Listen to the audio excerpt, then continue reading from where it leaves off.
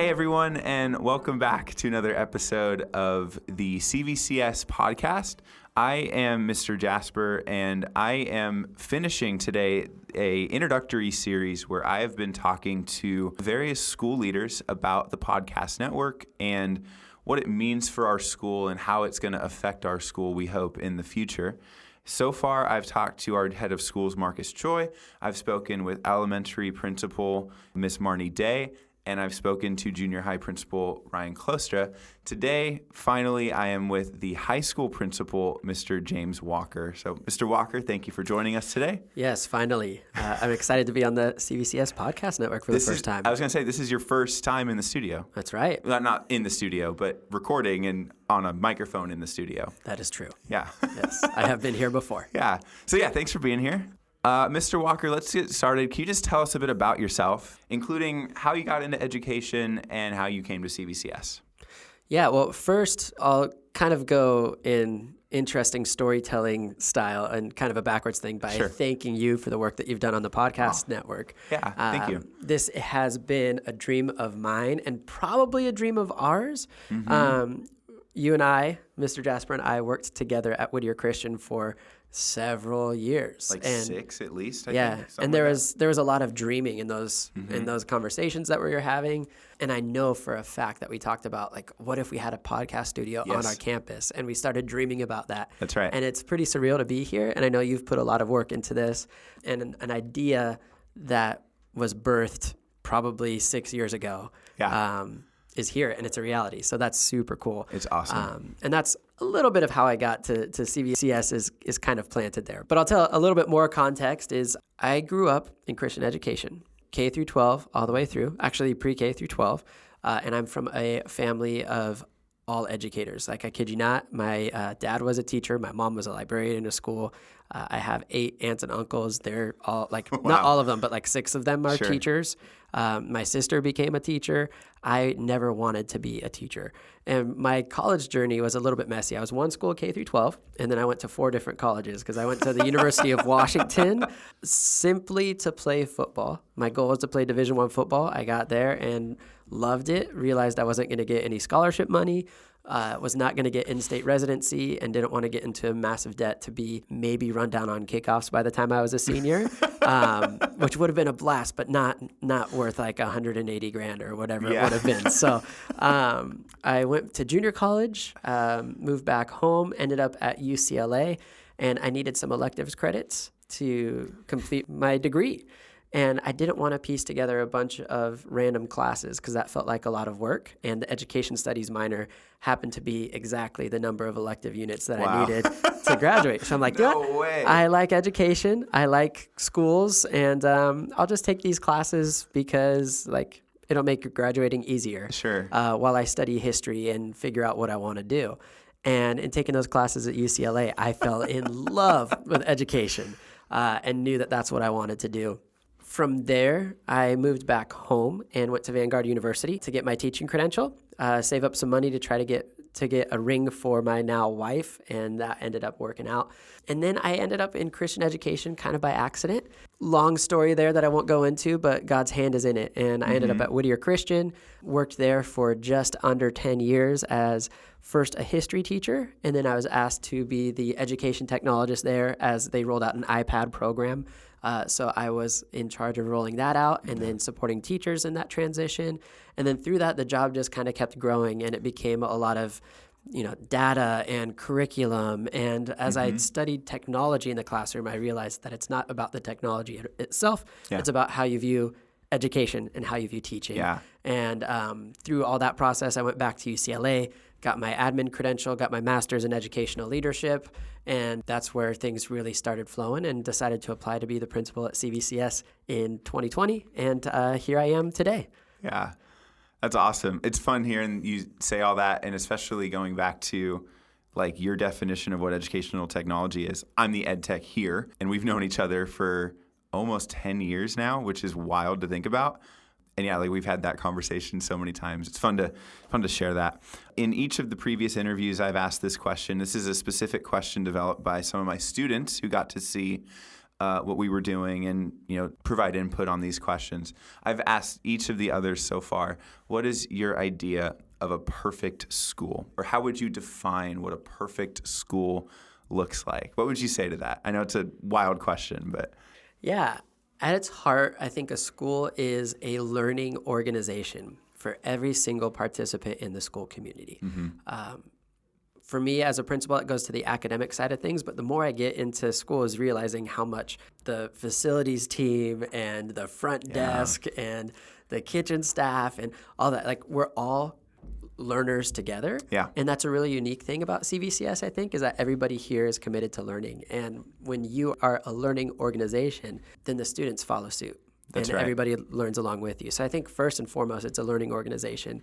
And that's, I cannot believe specifically with the high school teachers I'm privileged to work with, how much they are committed to learning and improving their practice and being learners and bringing that to their students. Yeah. It's fantastic to see. So first and foremost, it's a learning organization. Now, what does learning mean? I think you have to have a really precise definition of what that is. Now, that is a James Walker question. Here, what I love, the humanities team has used language of learning to live and love like Jesus, learning to love what is good and beautiful and true, and learning what it is to be fully human, which are all fully loaded statements. And we're still trying to figure out, like, all right, what are the taglines that we're going for here? Because we're shooting for the moon. Yes. But learning, to me, to boil all of that down, learning is, in its very nature, sanctification. It's becoming more like Jesus. It's discovering God in all things and the beauty of God in everything. So that even learning Algebra 1, the most simple, basic things, is learning about the beauty of God and learning more about God. And I think that's something that's difficult for most students to grasp. Sure. And if there's a parent listening to this, they're probably even rolling their eyes right now because we tend to take pride in not being a math person as adults. That happens a lot. So a lot of people will probably have some math trauma and they're like, nah, Algebra 1, no. But it's true. Yeah. And we view it to be that way. So that's the second part. So 1, learning community. Yes.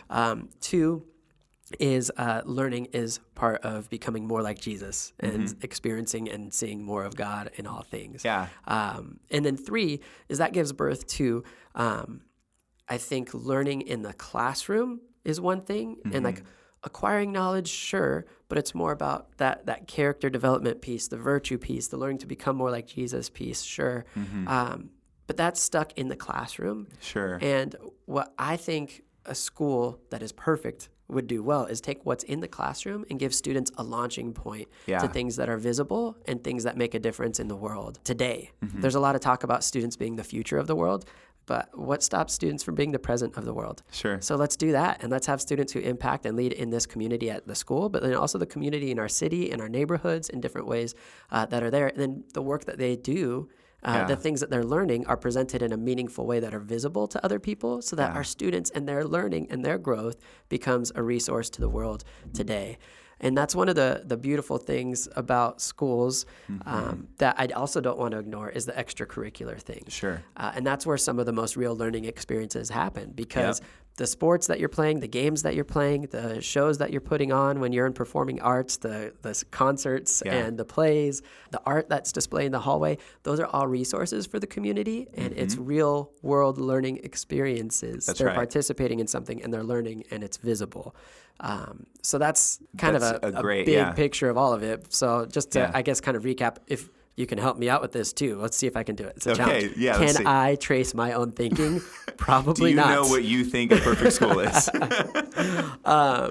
1, it's a learning organization. Yeah. 2, it's learning to become more like Jesus and becoming more like Jesus through the learning process. 3, it's being a resource now to the community, to the world with visible learning. Yeah. It's cool hearing you list the ideas of things that are part of a perfect school.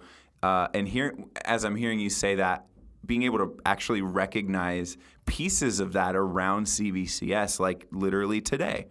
And, you can speak to that if you want to, but there are, parts of that ideal that we have that are being worked on at this very moment, and that we're seeing pay off in some ways. If there's anything you want to add to that or show off or anything like that, feel free. Yeah. Most of what schooling lives in the realm of what I call fake, where it's you learn something and then it stops in the classroom, right? Like that's the end of it. And you come up with these hypothetical problems to solve, but it's not a real problem. It's like almost like a thought puzzle or whatever it might be. So then a lot of schools and a lot of educators, like we recognize this. And this was where I lived as an educator, is in the realm of fake real. Sure. Where it's, hey, imagine that you were President John F. Kennedy during the Cuban Missile Crisis. Yeah. And what would you have done in that scenario? It's realer, but it's still fake. Like there's no real missile crisis, and I don't want our students to solve missile crises. Also true, yeah. But it's trying to be visible, but it's still based on something that's more on the fake realm of things, right? Yeah. But then the real is when you give students real challenges and real opportunities and real problems in the world, and their learning goes to solve those things, or their learning goes to a wider audience to become a resource for them, kind of like I talked about earlier. So, I mean, some examples that are out there that we're talking about, that we've explored, is in the world of science. I know of a school that they do science labs in partnership with literally NASA, where they send lab specimens into space, and they'll observe the lab in space, and they observe the lab on Earth, and they compare the two different things, and they learn those things, right? Yeah. It's a real lab. It's dealing with a real problem. Oftentimes it's questions that the students generate themselves, that they develop the lab, they develop the question, and they discover the answer to that. They don't know. Like part of the fake real thing is when you're asking questions that you already know the answer to, and then you get students to get to that point, which is good and a helpful exercise, but it's not in that real world application. It's not like it's not real. It's not making a real impact. It's not particularly meaningful. Yeah. And meaningful is what students make of it, and and that's a big deal, and that's what motivates students, and where learning becomes addictive. I do believe that learning is addictive. So anyways, those are some of the things that we're thinking about and talking to other schools about too. That's part of a core commitment of our entrepreneurship program, is that we don't want students to come up with business plans for hypothetical businesses that they would start. Like we want them actually running student enterprises. And that's the thing that we're after here. And it is oftentimes messy, and it makes me nervous and keeps me up at night sometimes, but it's beautiful, and that's what we're after. And that's where the real beautiful work happens, where students are fired up and they're learning at the highest levels. That's right. And that's where I guess what it transitions into the podcast network here. I was going to say, you're setting up the foundation for like the segue into kind of why we're here. Go ahead and Yeah, and I'm convinced that a lot of the obstacles when we talk about that moving from fake or fake real into that real application is creating authentic audiences. Yes. And most of the work that we do in schools, most of the work that I grew up with, it ends when you turn it in. Yeah. The teacher is the only audience. The teacher is the only audience. And if you want to go fake real with it, you do create an audience, but it's a captive audience of your classmates that have to sit there and try not to fall asleep. And then probably fill out like that, you take a couple of notes and you kind of give them some feedback and nobody ever looks at, right? Sure. But if it's like, hey, your essay that you are working on, you're going to turn that in, and you're going to get graded for the writing that's there. You're going to get feedback, and we want you to have the best paper that's possible. Maybe there's like a peer review process that goes through that whole thing. But also, you are going to be recording a podcast for that literally anybody in the whole world can listen to at any given time. So the target audience for this is parents and students and classmates and other schools, like the world. It could be anybody. Yeah, literally. And I just think of an example of in the business class last year, the students made some silly videos and uploaded them to YouTube. And one student took it like particularly not serious and uploaded it. And not necessarily in a bad way, but just wasn't putting much thought to it. And for some reason, something in the algorithm clicked. And within 10 minutes, he had like 2,000 views or 1,500 views or something like that. And the student was like, oh no. Like the student was horrified because not because it was terrible, but it was just this realization of like, this is like out there. This is out there. Yeah. I don't want to present myself to 2,000 people that way.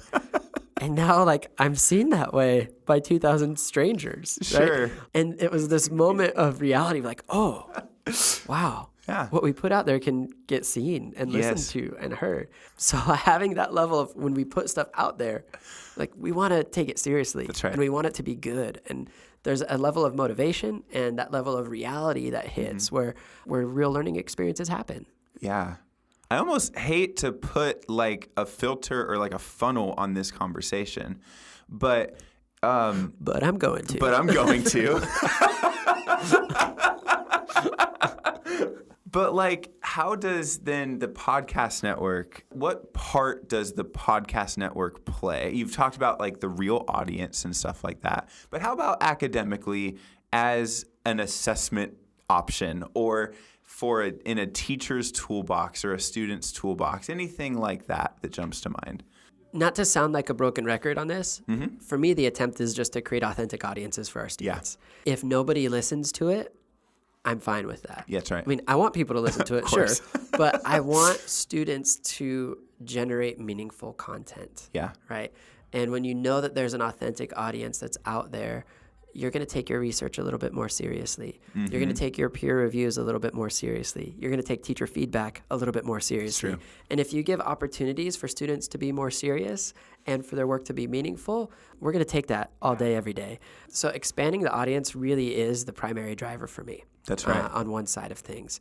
Yeah. On the second side is the act of producing, creating, editing the podcasts is being done by students. Yeah. And seeing students increase in that way is a big deal. Communication skills are a big deal, and podcasts are a huge medium for communication at this point. The 5-paragraph essay does not have a monopoly on forms of communication. That's right. Authentic communication for our students looks different. Like academic communication is important in terms of formal writing and the feedback that's there. Yeah.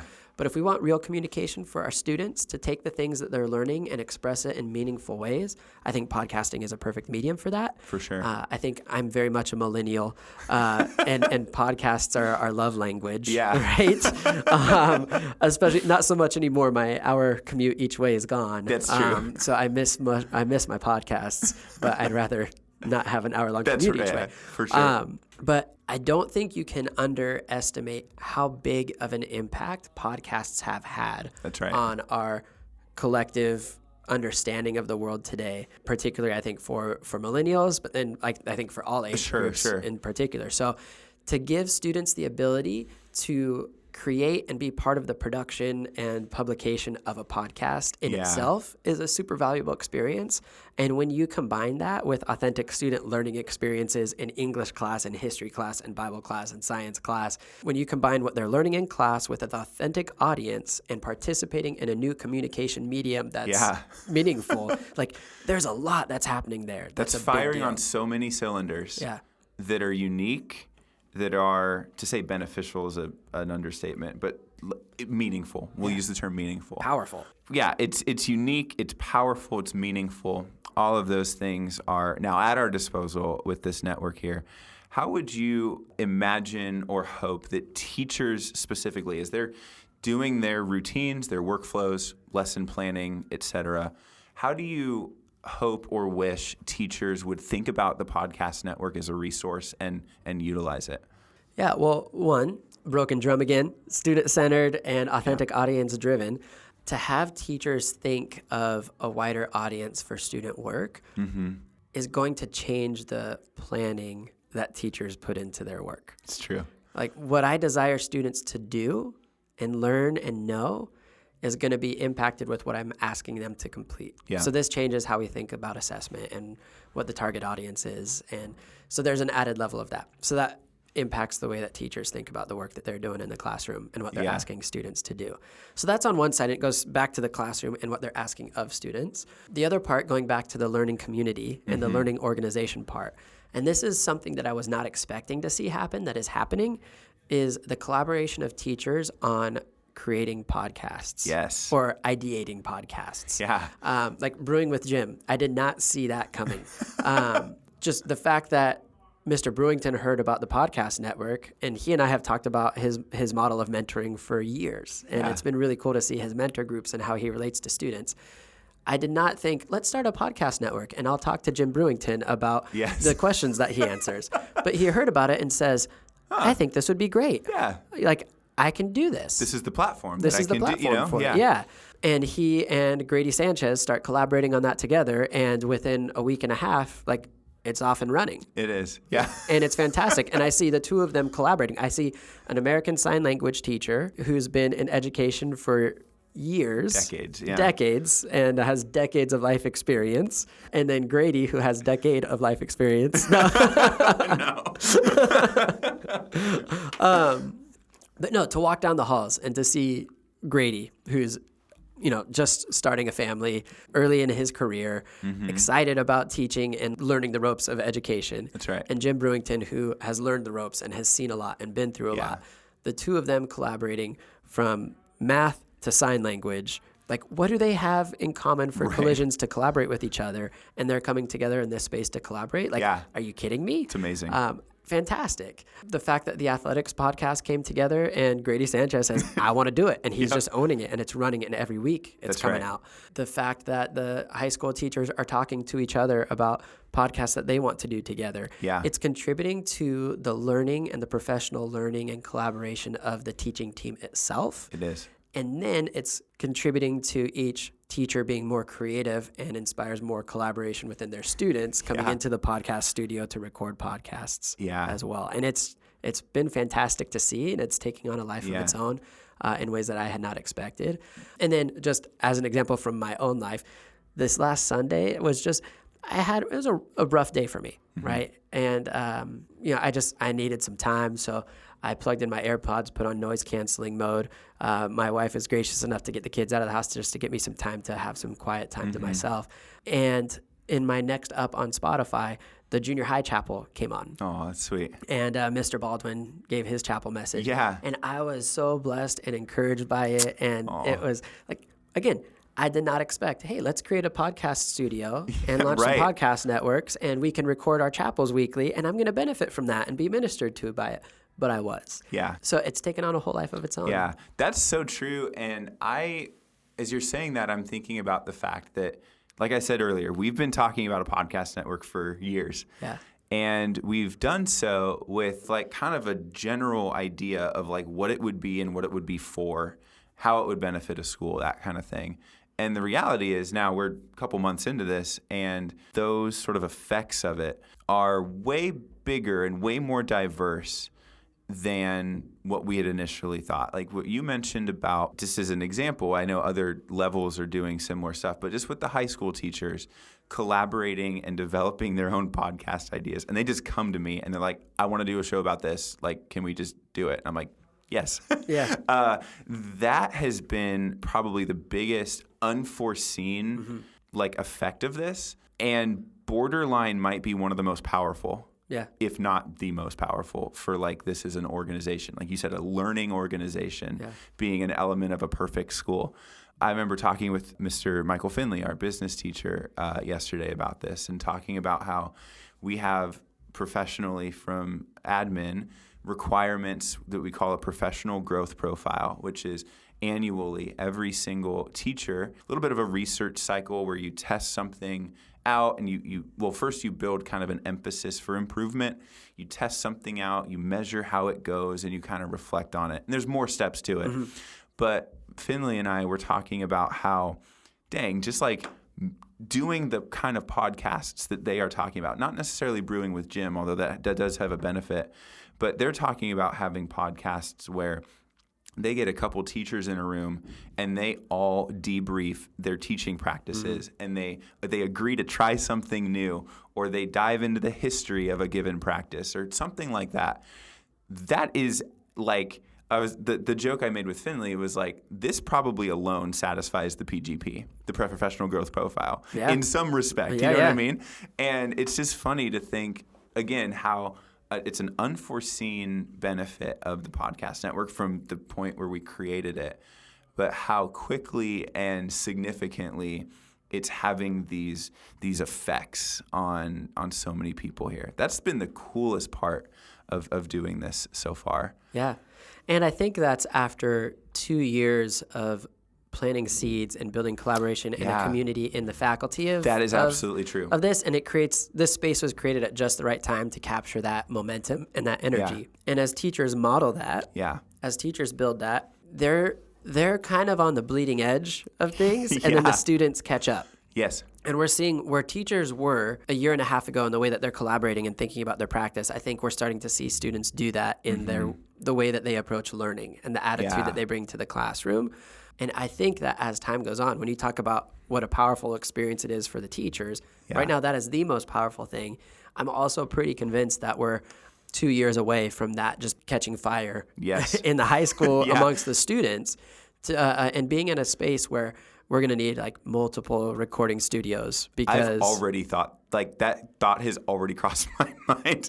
This has been double booked before already. Yeah. It's crazy. Yeah. 2 months into the school year. Yeah. And it's cool just to give a shout out, I guess, to our teachers too while we're here. We already are doing that, but just to name it, like everything that we've just talked about how the teachers are running with it and it could be a part of growth profiles and stuff like that. Like that takes the teachers being amazing.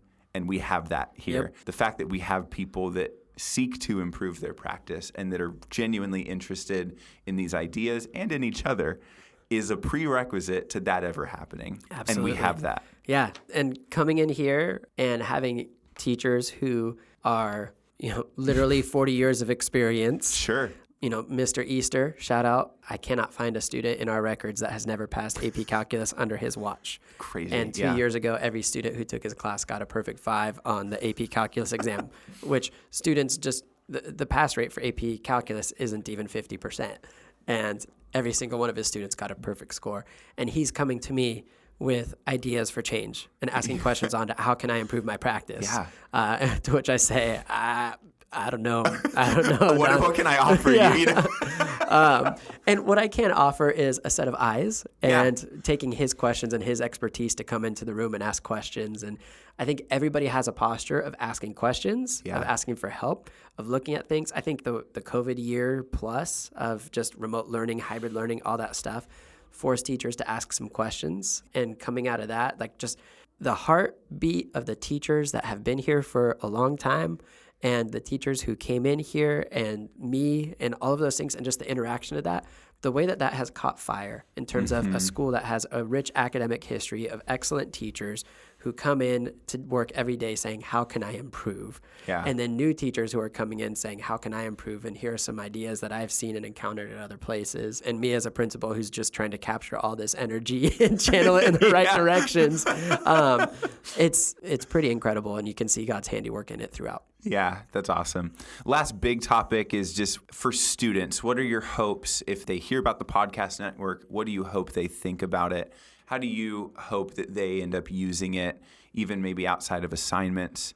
And kind of a funny question I've thrown around these interviews a bit is if Mr. Walker is in high school and you hear that your school has a podcast network, what is 16-year-old James Walker thinking?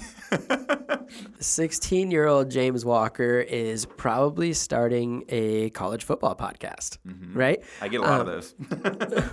What's that? The other day was Eagle for a Day, and you'll hear the trailers for shows that visiting junior hires elsewhere on the feed. You can find them. The challenge was develop an idea for a podcast, develop a trailer for it, and come in and record it. And I don't know the total number of recordings we got, probably close to about 20, and like 10 of them are sports podcasts. Yeah. That's all I'm referring to. Yeah. And that probably matches. I would imagine that like 50% of podcasts in the podcast sphere are sports related, I'm sure. Sure.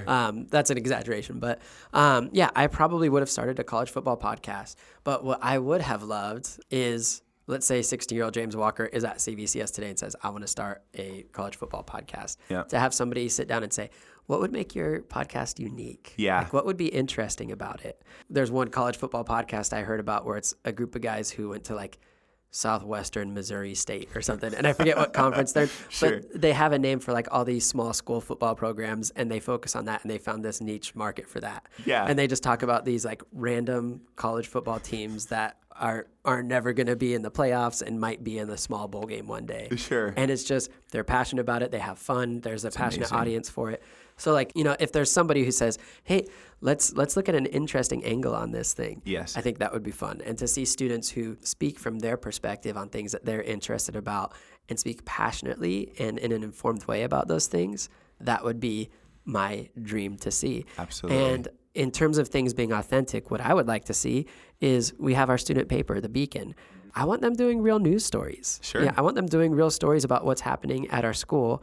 And I want there to be extensions of that on the podcast network. And that was the first thing that Sprout Anastasia, who's been on a couple of she's always on here. our chapel, especially the high school chapels. That's right. She always does the interview at the end, and then she was just on the athletics one, and I feel like she was in another one too, but which is not surprising. But the first thing she said when she heard about the podcast network is, we need to put QR codes in the Beacon and have extensions on that. Love it. Yeah. Which is fantastic. So for students to hear there's a podcast network, I'm passionate about this thing in my life, silly as it may be, there's a space for it, and there's adults who can support them in that to say, hey, let's talk about this in a meaningful, unique, and creative way. Let's find, if it's something that's silly, let's find some things to read to add some legitimacy to it so people would want to listen to you. That's right.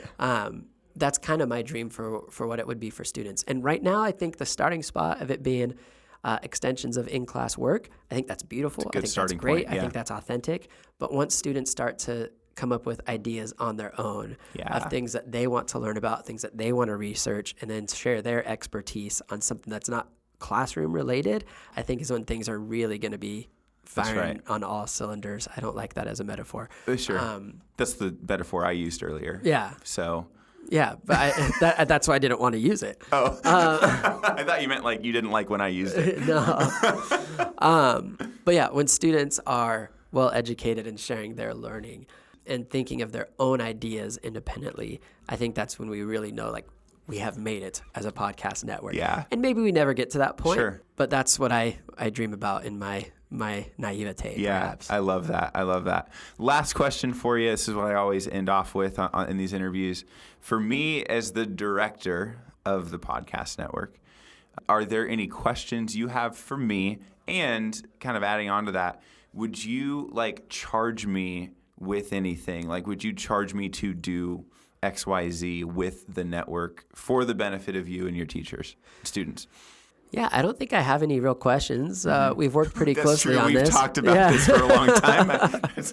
Fair. I think all of my questions are like, is this actually going to work? Like, that's been answered. But then it'd be like, is this actually sustainable? How are you going to sustain this?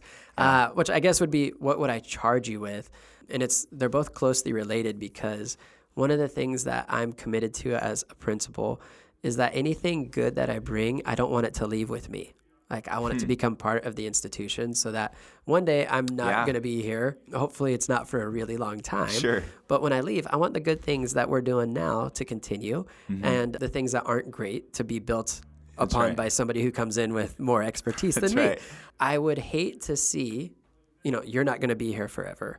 Sure. And I would hate to see CVCS get some momentum and then, you leave or get hit by a bus. Jeez. Or get fired. Is this you telling me that I'm fired? Or? Yes. No better way to tell you. At the end of a 40-minute interview? James, why are you taking such copious notes about how to make this sustainable? You're not going to work at CVCS forever. Yeah. And I would hate to see the podcast network be Joseph Jasper. Yes. And only Joseph. So how can you plan this and build this out in such a way that it's going to sustain itself long after you're gone? Absolutely. So that in 2050, the CVCS podcast network is beautiful. Yeah. And let's see, 2050, could you still be here in 20? Sure. Theoretically. I don't know what year it is. I'm not old. You're not that old. In 2070. Don Easter will still be here in 2050. Right. So.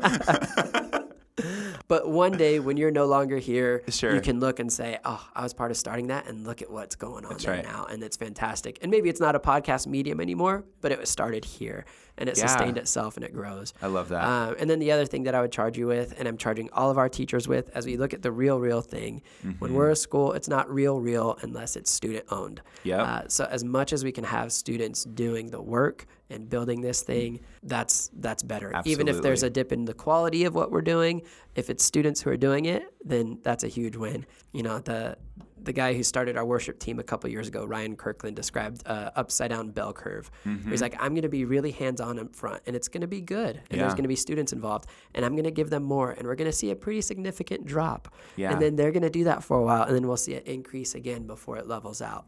Perfect analogy. Yeah. And I would say, I think that's what we want to see here at the Podcast Network. We're getting it started now, as much as we can hand over to students over time and create a system for sustainability with you not being here, not being around, the better. Yeah. Yeah. Absolutely. Not that I feel the need to have to answer this right now, but obviously the truth is the answer is a long answer for how do we keep this sustainable.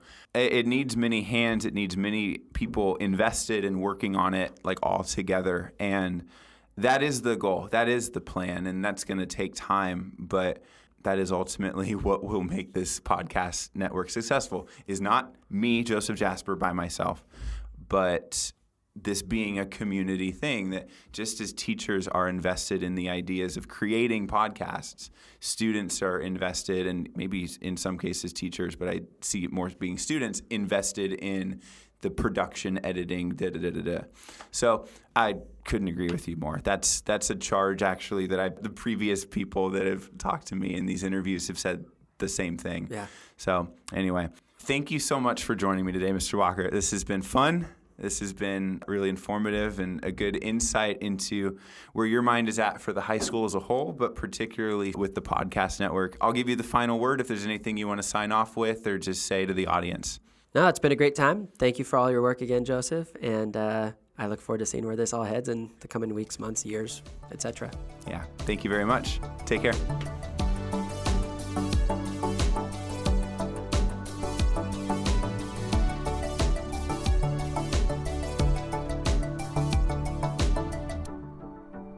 This episode has been a production of the Capistrano Valley Christian Schools Podcast Network.